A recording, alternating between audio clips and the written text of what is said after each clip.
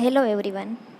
આજે આપણે ફરી વખત સછિદ્રા સમુદાયના એક નવા જ ટૉપિક તરીકે આપણે એનો અભ્યાસ કરીએ છીએ. આપણે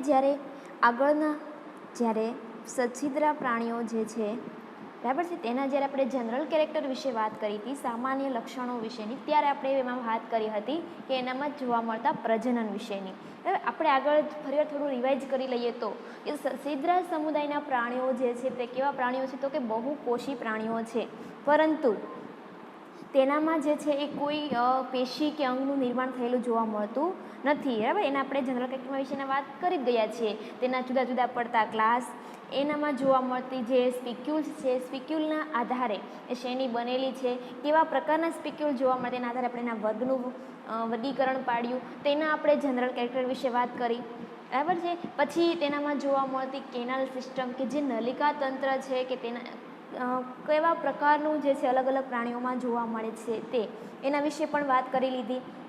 તો હવે એવો જ એક અગત્યનો ટોપિક જે છે સછિદ્રા સમુદાયના જે પ્રાણીઓમાં જોવા મળતું રિપ્રોડક્શન, બરાબર છે, તો તેનો આપણે આગળ અભ્યાસ કરીએ. તો હવે વાત એ આવે કે રિપ્રોડક્શન ઇન સ્પોન્જીસ. પહેલી વસ્તુ યાદ કરી લઈએ કે પ્રજનન એટલે શું, કે એક સજીવમાંથી નવા સજીવનું બનવું કે જેને આપણે પ્રજનન કહીએ છીએ. આ તો દરેક સજીવમાં જે છે એ પ્રજનન થતું જોવા મળશે, પણ અહીંયા જે સછિદ્રા પ્રાણીઓ જે છે, જે પોરીફેરા સમુદાયના પ્રાણીઓ છે તે કેવા છે તો કે એકદમ બહુકોષી છે, પણ એકદમ છિદ્રિષ્ટ શરીર રચના ધરાવતા જોવા મળે છે. તો આ પ્રાણીઓ આપણને ખબર છે કે મુખ્યત્વે જે પ્રજનન જોવા મળે છે તે કાં તો કેવું હશે તો કે એસેક્સ્યુઅલ અથવા તો સેક્સ્યુઅલ, એટલે કે જેને આપણે કહીએ છીએ કે અલિંગી પ્રજનન, અથવા તો બીજું હશે લિંગી પ્રજનન. એના વિશેની પણ આપણે આગળના લેક્ચરમાં વાત કરી હતી કે અલિંગી પ્રજનન એટલે શું અને લિંગી પ્રજનન એટલે શું.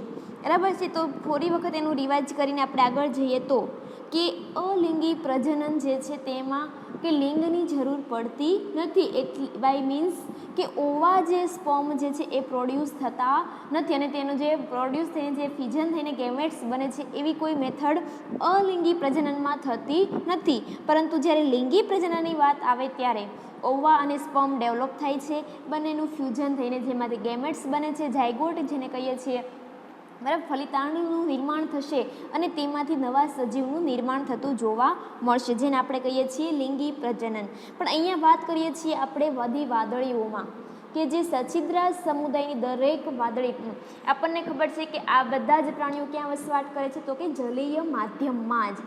એમાં પણ મોટા ભાગે જે છે કાં તો દરિયાઈ વસવાટ ધરાવતા હશે અથવા તો મીઠા પાણીમાં જોવા મળે છે. આપણે અહીં આ જ વાદળીઓ કે જેઓ જલીય વસવાટ કરે છે તો તેનામાં કેવી રીતનું પ્રજનન જોવા મળતું હશે. બરાબર છે. તો વાત કરીએ એમ બંને પ્રકારે તો પ્રજનન જોવા મળે છે, અલિંગી પ્રજનન અને લિંગી પ્રજનન. હવે એમાં વાત આવે કે અલિંગી પ્રજનન છે કેટલા પ્રકારે. આપણે અલગ અલગ એના પ્રકાર વિશે આપણે આગળના પ્રજીવ સમુદાયમાં ભણી જ ગયા છીએ કે કેટલા પ્રકારે અલિંગી પ્રજનન થાય છે, જ્યારે લિંગી પ્રજનન કેટલા પ્રકારે થતું જોવા મળે છે. એ તો આપણે બધામાં કોમન, પણ ખાલી એની મેથડ આપણને ચેન્જ થતી જોવા મળતી હોય છે. તો અહીંયા આપણે વાત કરીએ કે અલિંગી પ્રજનન છે કાં તો બાય બડિંગ, કે જેને આપણે કલિકા સર્જન કહીએ છીએ. બધાને હવે ખ્યાલ આવી જ ગયો હશે કે કલિકા સર્જન એટલે શું અને એમાંથી કઈ રીતનો જે છે નવો સજીવ બને છે. નેક્સ્ટ આવે બાય ફ્યુઝન, કે જેને આપણે દ્વિભાજન કહી શકીએ, કે એકમાંથી બે સજીવનું વિભાજન થઈને નવા સજીવ બનવા. એ પણ આપણે આગળ ઉપરાંત અભ્યાસ કરી ગયા છીએ. ધેન આવે છે અહીંયા નવું કે ફોર્મેશન ઓફ રિડક્શન બોડીઝ. બરાબર, રિડક્શન બોડીઝ કે એનું ફોર્મેશન થયું એટલે કે જ્યારે આ પ્રાણીઓ કેવા છે તો કે બધા જે પાણીમાં જલીય વસવાટ દર્શાવે છે, તો કોઈ વખત એવું પણ બને કે પ્રતિકૂળ સંજોગો સર્જાય કે એને પાણીનું કે જે માધ્યમ જે છે પાણી ના પણ રહે. બરાબર, એની જે પરિસ્થિતિ એને પ્રતિકૂળ જ્યારે જોવા મળતી હોય છે ત્યારે તેઓ પોતાના શરીરનું જે છે એ પ્રકારને રિડક્શન બોડી કહેવાય એવા ફોર્મમાં ફેરવી નાખે છે. નાના નાના આપણે કહીએ ગોળાકાર એવા કોષો જેવી રચના બનાવીને એવી રચનામાં તેઓ ફેરવાઈ જાય છે, જેને આપણે રિડક્શન બોડી કહીએ છીએ, કે એ સ્વરૂપે તેઓ રહેશે. અને જ્યારે એની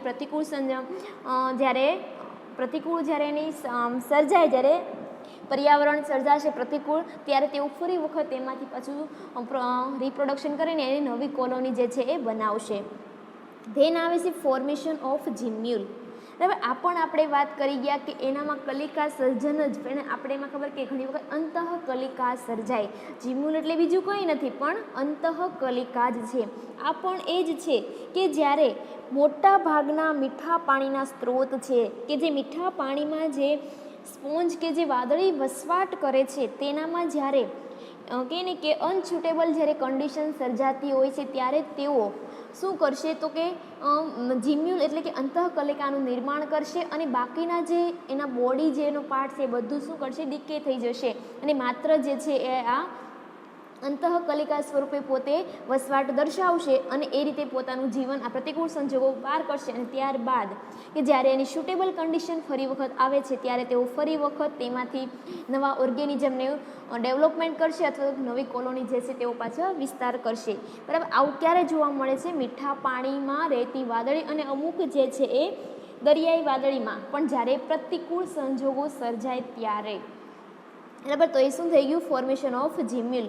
એટલે તમારો ક્વેશ્ચન આવે છે એક્ઝામમાં કે વાદળીઓમાં જોવા મળતા અલિંગી પ્રજનન વિશે વિસ્તૃત ચર્ચા કરો.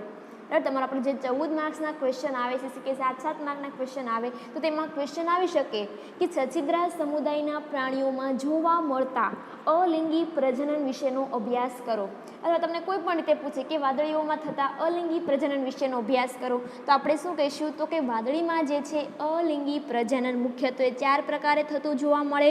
કયા કયા પ્રકાર વાત કરીએ તો કે બાય બર્ડિંગ કલિકા સર્જન દ્વારા, બાય ફિઝન દ્વિભાજન દ્વારા, formation of reduction bodies and formation of gemmule અંતઃકલિકાના સર્જન દ્વારા. આ મુખ્ય 4 પ્રકારે આપણે અલિંગી પ્રજનન જોઈ શકીએ છીએ વાદળીઓમાં. તમારે 4 પ્રકાર વિશે ડીપમાં અને એના વિશે વિસ્તૃત ચર્ચા કરો એટલે તમારો 14 માર્ક્સનો ક્વેશ્ચન એકદમ રેડી થઈ જાય. બરાબર. આ રીતનો થઈ ગયો ક્વેશ્ચન્સ.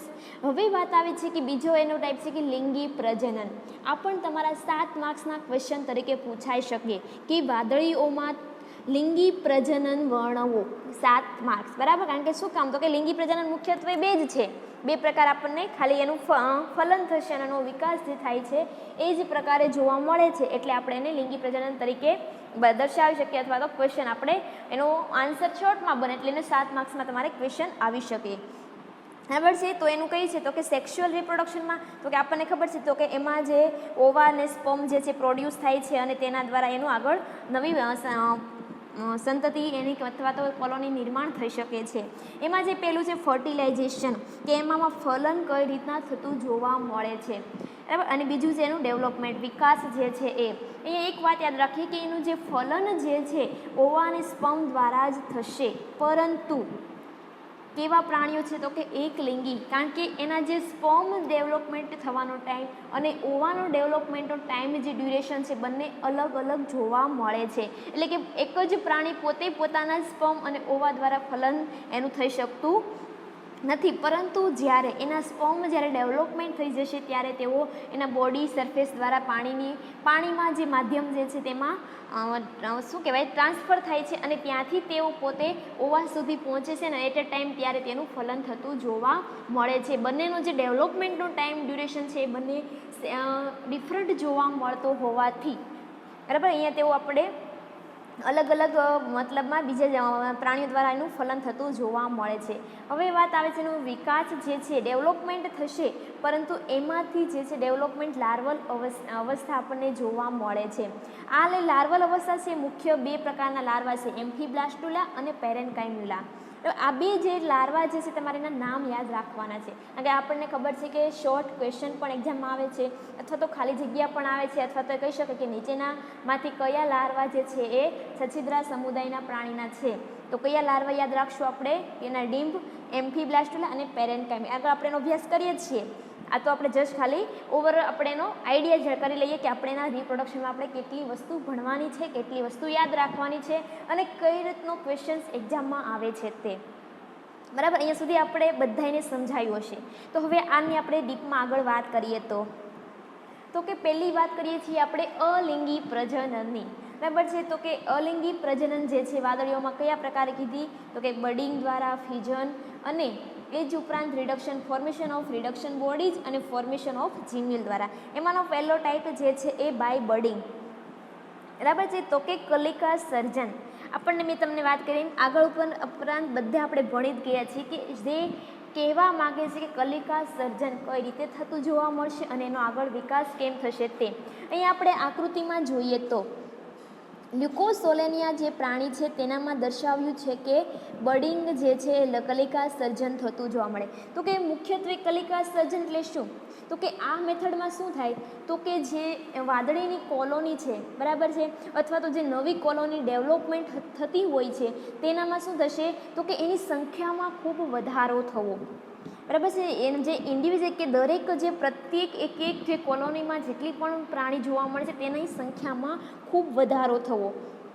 પછી તો કે અહીંયા જ્યારે શું થશે સૌ પ્રથમ તો કે જે એના આર્કિયોસાઇટ્સ જે કોષો છે બરાબર ઘણા બધા જે આર્કિયોસાઇટ કોષો કે જેને આપણે અમીબીય કોષો પણ કહી શકીએ છીએ આ બધા જ કોષો જે છે એની સપાટી પર એકસાથે ઘણા બધા ભેગા થશે બરાબર છે. ઉપરાંત કે જે પિનાકોડમના જે કોષો છે એનું ફરતું આવરણ જે લેયર બનાવે છે બરાબર છે તો એ પણ એની ફરતે વીંટળાય છે અને ધીમે ધીમે આનો વિકાસ થતો જાય છે.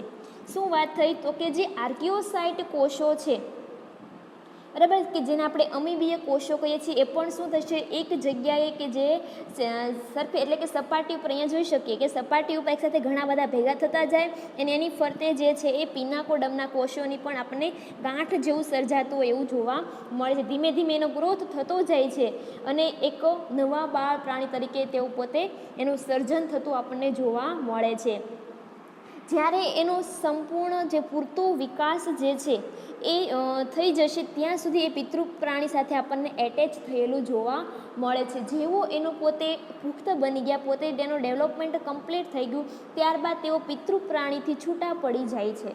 એટલે કે જે આ કલિકા ફોર્મ થઈ છે કે જે ઘણા બધા કોષો ભેગા થઈને નવા પ્રાણી તરીકે એનું નિર્માણ કર્યું છે એ પૂરતો વિકાસ થતાં એની ફરતે એનું ગોઠવાયેલા એના જે સ્પિક્યુલ જે છે એ બધાનો વિકાસ થઈ જશે ત્યારબાદ પિતૃ પ્રાણીથી છૂટા પડીને એક નવા પ્રાણી અથવા એક નવી કોલોની સ્વરૂપે પોતે તેઓ વસવાટ દર્શાવે છે બરાબર છે. એની ફરતે આપણને ખબર છે કે સ્પિક્યુલ્સનું આવરણ આવેલું જોવા મળે છે. એના જે મુક્ત છેડા તરફ આપણને આશકની રચના જોવા મળે છે. તે જે પ્રાણી જે કલિકા મુક્ત થશે તે હવે કોઈ દ્રઢ આધાર સાથે જે છે એ ચોંટીને પોતાનું સ્થાન કે ને એકદમ સેસાલ કે સ્થાયી વસવાટ કરશે અને ધીમે ધીમે તેમાંથી પોતે એક નવી કોલોની જે છે એ નિર્માણ કરતી જોવા મળે છે બરાબર. આ રીતે જે છે એ કલિકા સર્જન દ્વારા તેઓ પોતે એકમાંથી ઘણા બધા એના જેવા જ પિતૃ પ્રાણી જેવા જ લક્ષણો ધરાવતા નવા પ્રાણીઓ ઉત્પન્ન કરે છે. તો આ પ્રકારે શું થયું કલિકા સર્જન દ્વારા થતું અલિંગી પ્રજનન. હવે અહીંયા સુધી બધાને સમજ પડી હશે. હવે વાત આવે છે બાયફ્યુઝન કે જે દ્વિભાજન દ્વારા તો કે અમુક જે વાદળીઓ છે તેમાં કે ને બહુભાજન જે જોવા મળે છે અને તેના દ્વારા શરીરના કોઈ એક પાર્ટમાંથી એનું વિભાજન થતું આપણને જોવા મળે છે. એ કન્ટિન્યુઅસ મલ્ટિપ્લિકેશન દ્વારા છે જે ઘણા બધા કોષો સર્જાય છે અને શરીરના કોઈ એક ભાગેથી વચ્ચેથી કે ને કે છૂટા પડવાના કોષોની જેવી રચના જોવા મળે છે કે અમુક જે એનો ડેવલપ માપવાનો વિકાસ જે છે ત્યાં શું કે વીકનેસ જોવા અમુક બોડી પાર્ટમાં વીકનેસ જોવા મળશે અને આ જે વીકનેસ પામેલી જે વીકનેસ લાઇન કહીએ છીએ ત્યાંથી કોષો જે છે તૂટવા લાગશે. કોષો તૂટવા લાગશે અને મેઇન જે પાર્ટ જે છે એ એના મેઇન જે મુખ્ય પ્રાણી છે એના જેવા જ મુખ્ય બે ભાગમાં તેનું ધીમે ધીમે સેપરેશન થતું આપણને જોવા મળે છે અને જે એક પ્રાણીમાંથી બરાબર સ્પ્લિટિંગ થઈને જે મુખ્ય પ્રાણી જે છે એમાંથી તે બે નવા જે છે ઇન્ડિવિજ્યુઅલ કે સ્વતંત્ર એવા પ્રાણીઓ નિર્માણ પામે છે.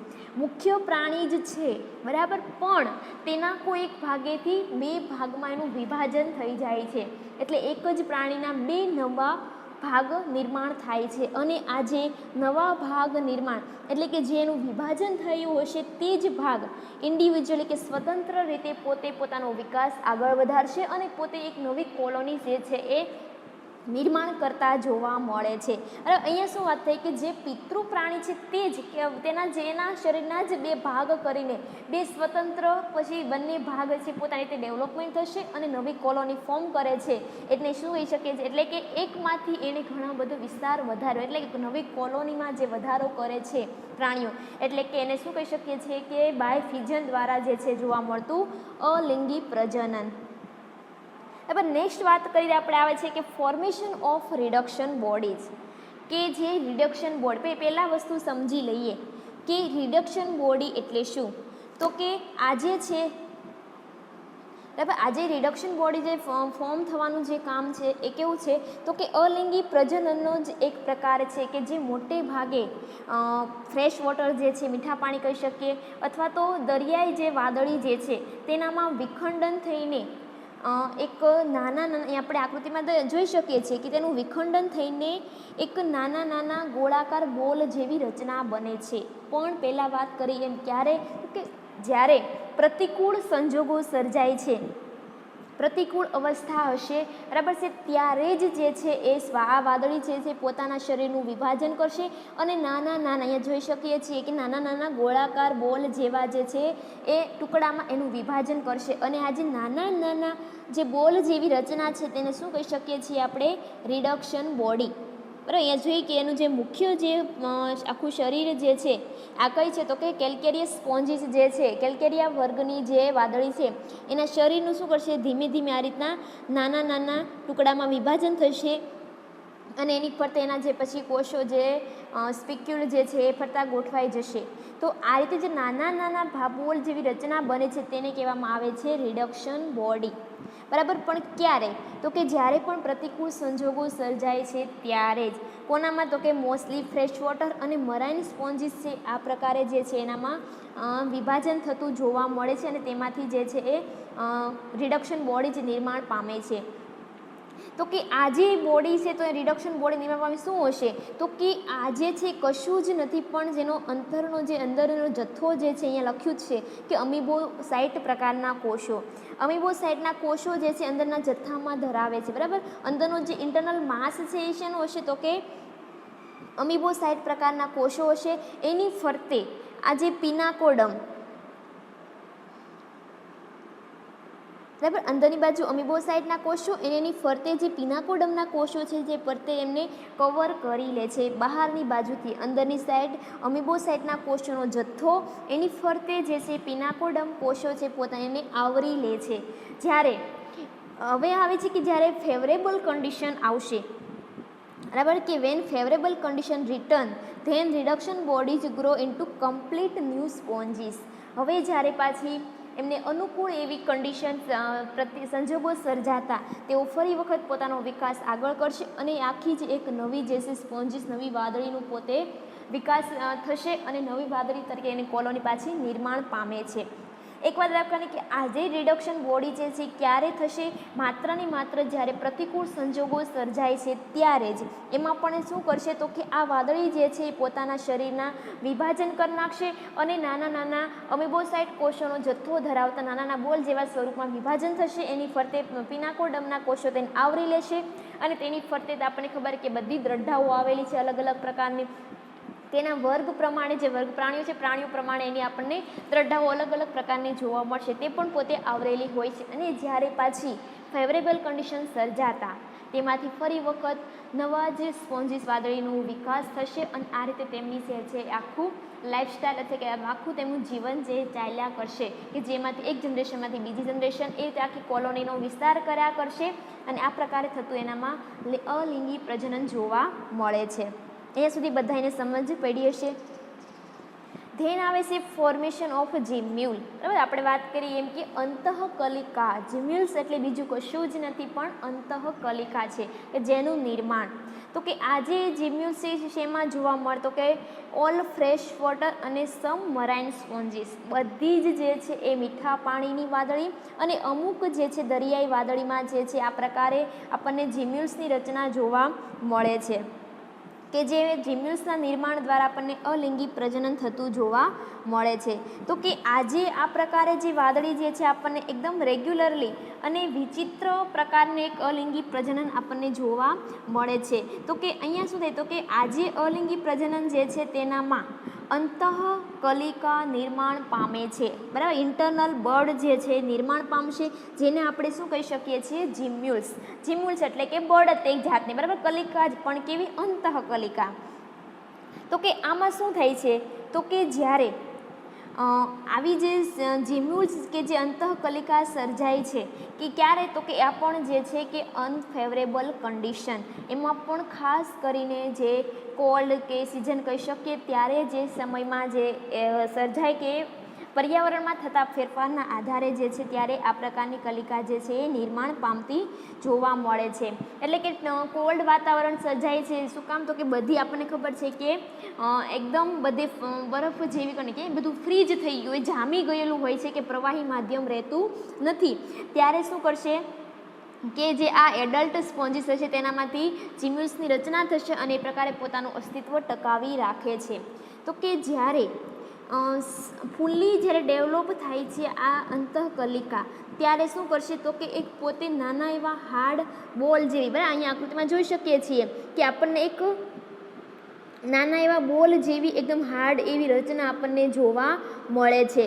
તો કે અહીંયા આ જે નાના એવા બોલ જેવી રચના હાર્ડ, એમાં શું હશે તો કે જે છે એ અંદરની બાજુ આપણને ખબર ઇનર મેમ્બ્રેન આઉટર મેમ્બ્રેન તો બનાવે છે, વચ્ચેના ભાગે આર્કિયોસાઇટના કોષો એટલે કે જેને આપણે અમીબીય કોષો પણ કહી શકીએ છીએ એ ગોઠવાયેલા છે.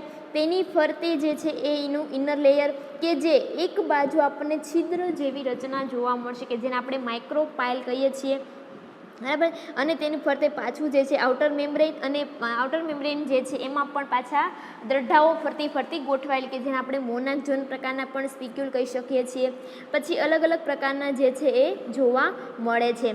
આ જે સ્પિક્યુલ જે છે એ ફરતું ગોઠવાઈને એક નાના બોલ જેવી રચનાની કરશે.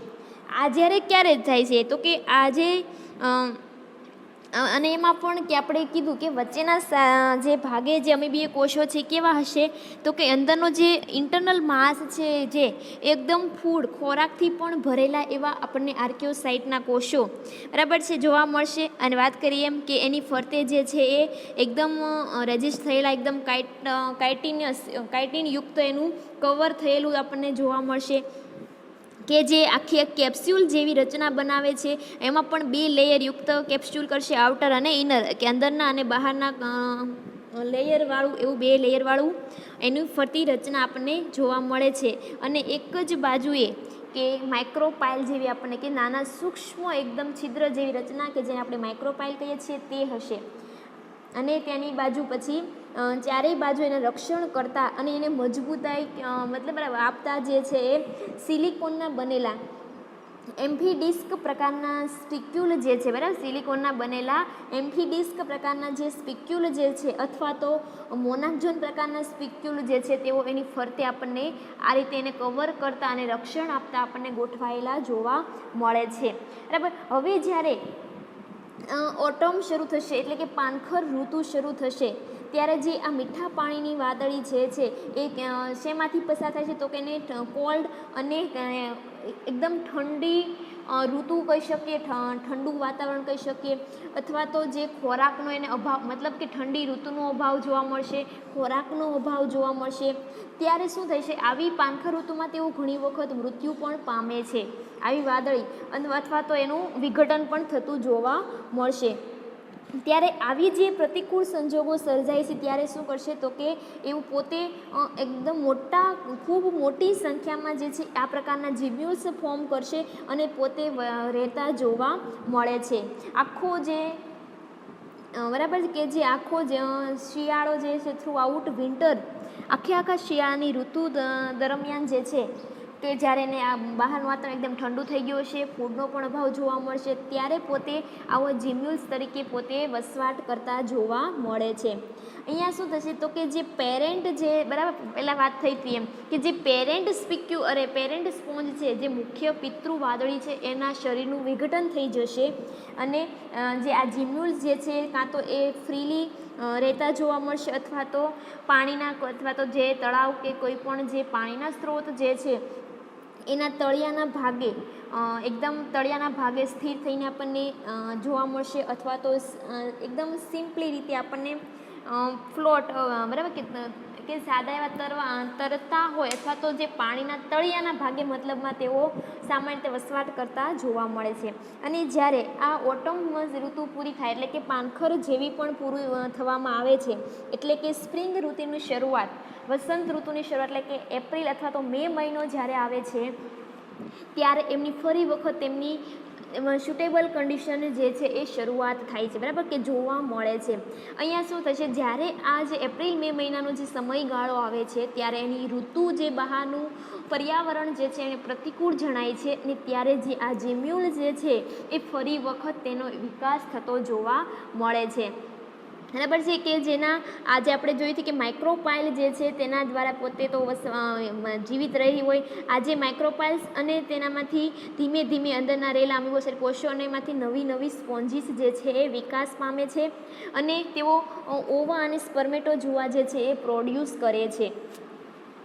ઓવા અને જે સ્પર્મેટોઝોઆ છે એ પ્રોડ્યુસ કરે છે અને જે સમરની જે નવી જનરેશન સ્પોન્જીસ છે એ નવી જનરેશનને આપે છે. ઓવા અને સ્પર્મેટોઝોઆના પ્રોડક્શન દ્વારા સમર ઋતુમાં પોતાની નવી સંતતિને તેઓ વિકાસ કરે છે અને ફરી વખત આવી જેવી પણ આ ઋતુ જે પૂરી થવામાં આવે છે અને ફરી વખત જ્યારે ઓટમ સર્જાવાની તૈયારી હોય છે ત્યારે તેઓ ફરી વખત આ જ રીતે એનું જે પિતૃ શરીર છે એ શું થશે, ડેડ પામશે, એટલે કે મૃત્યુ પામે, વિઘટન થશે અને તેમાંથી જ આવા નવા નવા જીમ્યુલ સર્જાશે અને પોતે તેઓ આ પ્રકારે જીમ્યુલ સ્વરૂપે પોતાનું જીવન અસ્તિત્વ જે છે ટકાવી રાખે છે. આ પ્રકારે જે છે વાદળી જે છે એની અલ્ટરનેટ આ પ્રકારે એની નવી નવી જનરેશન આવ્યા કરે છે અને તેનો ગ્રોથ થતો જોવા મળે છે.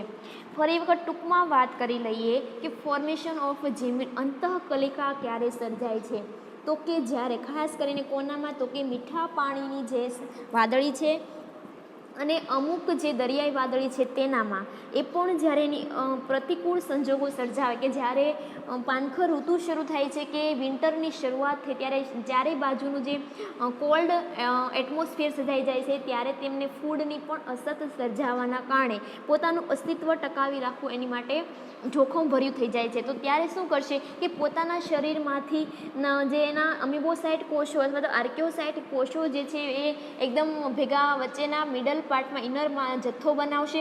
એની ફરતે જે છે એ ઘણા બધા આવરણયુક્ત કે સિલિકાના બનેલા જે એમ્ફિડિસ પ્રકારના સ્પિક્યુલ જે છે કે પછી મોનાક્ઝોન પ્રકારના સ્પિક્યુલ, એ બધા પોતાને આવરી લેશે, નાના બોલ જેવી રચના કરી નાખશે. એ પણ ડબલ લેયરવાળું એની ફરતે આવરણ બનાવી લેશે અને પોતાનું રક્ષણ કરશે. આ રીતે આખી જે પ્રતિકૂળ ઋતુ જે છે એને આ રીતનો તેનો ત્યાં દરમિયાન એનો શું કે સમય કાઢશે અથવા તો વિતાવશે અને આ રીતે પોતાનું બોડીનું રક્ષણ કરશે અને જે પિતૃ બોડી તો તેનું શું થઈ જાય છે, વિઘટન અથવા તો પિતૃ બોડી જે છે એ ડાય થઈ જાય છે. અને જ્યારે ફરી વખત કે સ્પ્રિંગ ઋતુ કે એપ્રિલ મેનો જે સમયગાળો આવે છે કે ફેવરેબલ કન્ડિશન સર્જાતા આમાંથી જ નવા વાદળીનું નિર્માણ થશે અને નવી જનરેશન તેમની બહાર આવે છે. આ રીતે કન્ટિન્યુઅસ એમની સાયકલ જે છે ચાલ્યા કરે છે અને આ પ્રકારે જે છે એ નવી નવી સંતતિઓ ઉમેરાતા કરે છે અને એમની કોલોની જે છે એ નવી સર્જાતી રહે છે અથવા એનો વિકાસ કન્ટિન્યુઅસ થતો રહે છે, બરાબર. અહીંયા સુધી આપણે વાત કરી આપણે અલિંગી પ્રજનનની.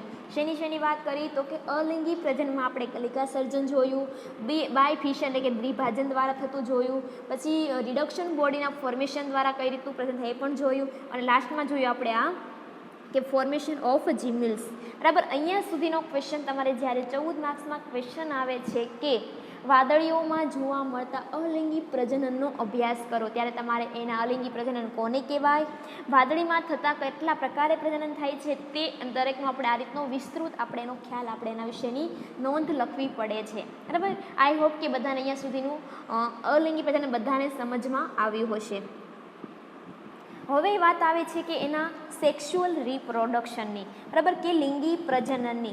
તો કે જે મોટા ભાગની વાદળી છે તેઓ મોનેસિયસ અથવા તો હર્માફ્રોડાઇટ જેને કહીએ ઉભય લિંગી જોવા મળે છે, પરંતુ આજે વાદળી જે છે એ યુનિસેક્સ્યુઅલ જેની સંતતિઓ તરીકે આપણને જાણીતી જોવા મળે છે. આ બધી વાદળીઓ કેવી છે, હર્માફ્રોડાઇટ છે એટલે કે ઉભયલિંગી છે, પરંતુ તેઓ એક લિંગી તરીકે આપણને જાણીતી જોવા મળે છે. શું કામ, તો કે એનામાં સ્પર્મ અને ઓવા જે છે એના આર્કિયોસાઇટ જે છે અથવા તો કેનોસાઇટ્સ જે કોષો જે છે તેનામાંથી જે છે તેઓ નિર્માણ પામે છે અને એના દ્વારા જે છે એ ગેમેટોજીનેસિસની પદ્ધતિ આપણને થતી જોવા મળે છે, બરાબર. કેવી છે, મોસ્ટ ઓફ હર્માફ્રોડાઇટ અને યુનિસેક્સ્યુઅલ.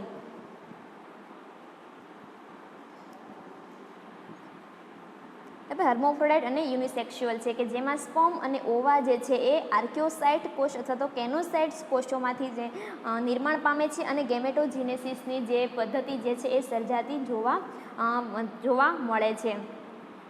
બરાબર છે. Although most sponges are hermaphrodite but cross fertilisation is the rule because eggs and sperm are produce different times. પહેલાં આગળ આપણે જ્યારે શરૂઆતમાં વાત કરી તેમ કે પોતે હર્મોફ્રોડાઇટ છે પરંતુ તેનામાં ક્રોસ ફર્ટિલાઇઝેશન થતું જોવા મળે છે. શું કામ? તો કે જે એના એગ જે નિર્માણ એટલે કે અંડકોષ નિર્માણ પામવો અને જે સ્પર્મ એટલે કે શુક્રકોષનું જે નિર્માણ થવાનો જે સમયગાળો છે એ ડિફરન્ટ છે. જુદો જુદો આપણને જોવા મળે, એક સમયે તેનો વિકાસ થતો જોવા મળતો નથી. એટલા માટે તેનામાં ક્રોસ ફર્ટિલાઇઝેશન જોવા મળે છે. ખાસ યાદ રાખજો કે બધી વાદળી છે તો ઉભયલિંગી, બરાબર, કે હર્મોફ્રોડાઇટ છે પરંતુ તેના જે સ્પર્મ અને એગ જે પ્રોડ્યુસ થાય છે તેનો જે સમયગાળો છે ડિફરન્ટ હોવાના લીધે તેનામાં ક્રોસ ફર્ટિલાઇઝેશન જોવા મળે છે. બરાબર છે. વાત આવે ફર્ટિલાઇઝેશનની, તો કે ફર્ટિલાઇઝેશન કોને? તો કે જ્યારે આ જે સ્પર્મ જ્યારે ડેવલપમેન્ટ પામે છે, બરાબર, release to outside through outflowing water and make their way into another sponge along with the ingressing water current. જ્યારે એક વાદળીમાંથી જ્યારે સ્પર્મ ડેવલપમેન્ટ થઈ જાય છે ત્યારે તેઓ પોતાના જે શરીરની બહાર જે છે બહારના માધ્યમના પાણીમાં તેઓ શું થશે? તો કે ટ્રાન્સફર થશે, એટલે કે બહારની બાજુ ફેંકાય છે, એટલે કે બહાર એના શરીરમાંથી પાણીમાં જાય છે. અને તેઓ જ્યારે બીજી કોઈ વાદળી હશે કે જેના ઓવા જે છે એ ટાઈમ પ્રોડ્યુસ થઈ ગયેલા હશે કે એનો વિકાસ થઈ ગયેલો છે ત્યારે જે પાણીમાં કરંટ સર્જાય છે, પાણીના પ્રવાહ દ્વારા તેઓ ત્યાં સુધી પહોંચે છે બીજી વાદળી સુધી અને ત્યાં તેનું પ્રજનન થતું જોવા મળે છે. અહીંયા ખાસ કરીને જે રોલ જે છે એ કેનોસાઇટ પ્રકારના જે કોષો જે છે તેઓ પોતે એ જે નર્સ સેલનો જે રોલ ભજવે છે અને જે શું કરશે? ટ્રાન્સપોર્ટ કરશે સ્પર્મનું. બરાબર. તો અહીંયા આપણે એક ખાસ વાત યાદ રાખી લો કે તમારે જે શોર્ટ ક્વેશ્ચન આવે છે તેમાં એવું પણ પૂછી શકે કે વાદળીમાં જોવા મળતા કયા કોષો એ જે નર્સ સેલ તરીકેનો રોલ ભજવે છે, નર્સ કોષો તરીકેનો રોલ ભજવતા જોવા મળે. તો કોઈ કહી શકે કેનોસાઇટ્સ કોષો જે છે તે એ જે નર્સ સેલ એ શું કરશે? તો કે જે આ સ્પર્મનું ટ્રાન્સપોર્ટ થવામાં એને હેલ્પ કરશે. ઉપરાંત સ્પર્મને આપણને ખબર છે કે પોતે પાછળની બાજુ ટેલ્સ પણ ધરાવે છે, બરાબર. Tail left behind to the મેચ્યોરો which lie behind the flagellate કેનોડમ. ઉપરાંત જે કે કશાયુક્ત જેનું કેનોડમ આવેલું છે તેના દ્વારા તેની ટેલ અને તેના જે ફ્લેજેલેટ કેનોડમ જે છે તેના દ્વારા જેઓ મેચ્યોર થઈ ગયેલા એટલે પુખ્ત બનેલું અંડકોષ છે ત્યાં સુધી તેઓ ટ્રાન્સપોર્ટ થાય એટલે પહોંચે છે અને એના મૂળ સ્થાને જ છે આપણને એનું ફર્ટિલાઇઝેશન થતું જોવા મળે છે. Fertilisation take place in situ, તેના મૂળ સ્થાને જ આપણને ત્યાં પ્રજનન થતું જોવા મળે છે. ફરી વખત વાત કરીએ ફર્ટિલાઇઝેશનમાં શું? તો કે જ્યારે અહીંયા ઓવા અને સ્પર્મનો જે ડેવલપમેન્ટ પામવાનો ટાઈમ અલગ અલગ હોવાના લીધે આ જ્યારે સ્પર્મ ડેવલપમેન્ટ થઈ જશે ત્યારે તેના શરીરની બહાર પાણીમાં ધકેલાય છે એટલે કે ટ્રાન્સપોર્ટ થાય છે. ત્યાંથી એના જે કેનોસાઇટ્સ કોષો દ્વારા જે અને તેને આવેલી ટેલ છે ફ્લેજેલેટ પ્રકારના કેનોડમના કોષો વડે પાણીના સર્જાતા પ્રવાહ વડે મેચ્યોર ઓવા સુધી તેઓ પહોંચે છે અને ત્યાં એનું ફલન થતું જોવા મળે છે. હવે તો કે ફલન થઈ ગયું તો કે હવે એનો વિકાસ થતો જોવા મળશે. અહીંયા જે છે એ વિકાસ જે છે એ આપણને ખબર છે કે એના લાર્વલ અવસ્થામાંથી પસાર થાય છે, એટલે કે ડાયરેક્ટ નવી વાદળીની ડેવલપમેન્ટ નથી થતી પરંતુ એની પહેલાં શું થશે? તો કે લાર્વલ અવસ્થા, ડિંભીય અવસ્થા આપણને જોવા મળે છે. આ જે લાર્વા જે છે એ મુખ્યત્વે કેટલા બે પ્રકારના જોવા મળે છે, એમ્ફીબ્લાસ્ટુલા અને પેરેન્કાઇમ્યુલા. આ પણ આગળ વાત કરી તેમ કે ક્વેશ્ચન આવી શકે કે સછિદ્રા પ્રાણીઓના ડીંભના નામ જણાવો. તમારા શોર્ટ ક્વેશ્ચનનો 1 માર્ક્સનો ક્વેશ્ચન થઈ જશે, બરાબર છે. કયું કયું તો આવશે એનું એક્ઝામ્પલ એમ્ફીબ્લાસ્ટુલા અને પેરેન્કાઇમ્યુલા.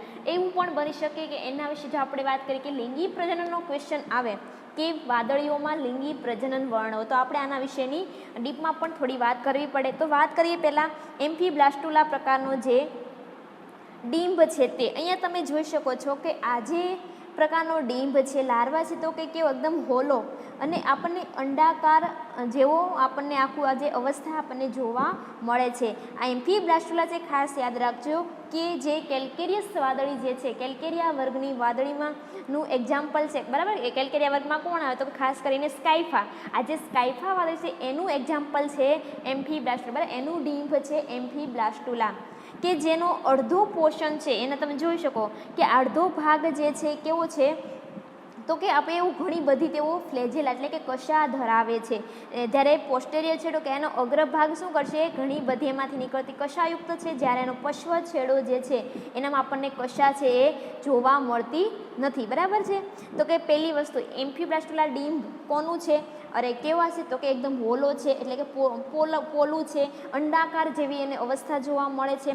પછી બીજી વસ્તુ કે જે કેલ્કેરિયા વર્ગની વાદળી છે, ખાસ કરીને સ્કાઇફા જેવા પ્રાણીઓનું એક્ઝામ્પલ એટલે કે એની ડીંભી અવસ્થા કોણ છે તો કે એમ્ફીબ્લાસ્ટુલા, અને એના અડધો પોર્શન બોડીનો જે છે અગ્ર છેડો ત્યાં એવો કશા ધરાવે છે, બરાબર.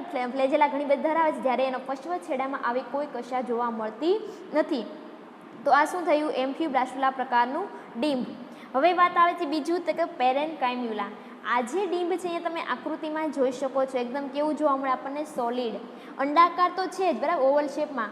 પછી તો કે ફ્લેટ એકદમ આપણે જો અહીંયા આપણને કોઈ ફ્લેટ એટલે કે સપાટ જોવા મળતું ન હતું, પણ આ ડીંભ એકદમ સપાટ જે છે, અંડાકાર છે, એકદમ સોલિડ જે છે અવસ્થા આપણને જોવા મળે છે. તો કે આ પ્રકારની લાક્ષણિકતા કોનામાં જોવા મળે તો કે અમુક જે છે એ કેલ્કેરિયામાં, પછી હેક્ઝેક્ટેનિલીડામાં છે, અને મોટા ભાગની ડેમોસ્પોન્જિયા વાદળીમાં છે.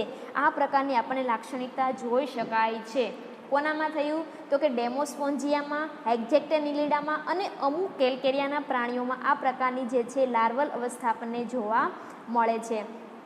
તો કે અહીંયા શું થાય તો કે આ જે લાર્વા છે એની આખી સપાટી ઉપર જે છે આપણને કશા જોવા મળે છે, બરાબર. આખી સમગ્ર સપાટી પર કશા ધરાવે છે, અને આ જ કશાની જે મદદ વડે છે તેઓ શું કરશે, એકદમ હલનચલન પામી શકશે, અને બરાબર હલનચલન પામી શકશે અને ધીમે ધીમે પોતે આજે અને તરતા જોવા મળે, એટલે કે એક સ્થાનથી બીજા સ્થાન તરફ એનું પ્રચલન દર્શાવે છે. અને આજે એનું જે તરવાનો જે સમયગાળો એટલે કે જે સ્વિમ કરે છે આ લાર્વલ અવસ્થા, એનો સમયગાળો આપણને અમુક કલાકોથી લઈને ઘણા બધા દિવસો સુધીનો પણ જોવા મળે છે.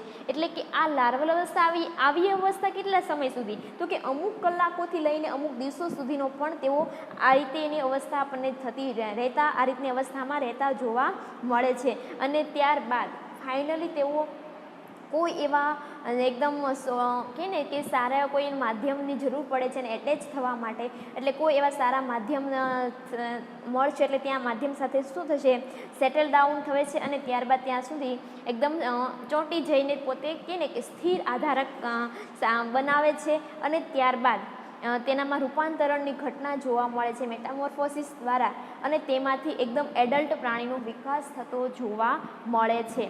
પહેલાં તો મુક્ત તે ફરતા હશે, પણ એને ચોક્કસ આધાર સાથે એને ચોંટી જઈને પોતે પોતાનો ગ્રો કરશે, અને મેટામોર્ફોસિસ દ્વારા જે છે એડલ્ટ પ્રાણીમાં રૂપાંતરિત થશે, બરાબર. આ રીતે થઈ તેમાં શું જોવા મળે છે તો કે લિંગી પ્રજનનનો વિકાસ જોવા મળે છે, બરાબર. તો આ હતું આપણા સચિદ્રા સમુદાયના પ્રાણીઓમાં જોવા મળતું પ્રજનન. એમાં પણ બંને પ્રકારે, એ સેક્સ્યુઅલ રિપ્રોડક્શન એટલે કે અલિંગી પ્રજનન અને લિંગી પ્રજનન બંનેમાં જોવા મળતા એના પ્રકારો, કઈ રીતનું થતું જોવા મળે છે તે, અને એમાં કઈ રીતની મેથડ કે જોવા મળે તેના વિશેનો આપણે અભ્યાસ કર્યો. આઈ હોપ કે અહીંયા સુધીનો આપણને બધાને સમજાયું હશે.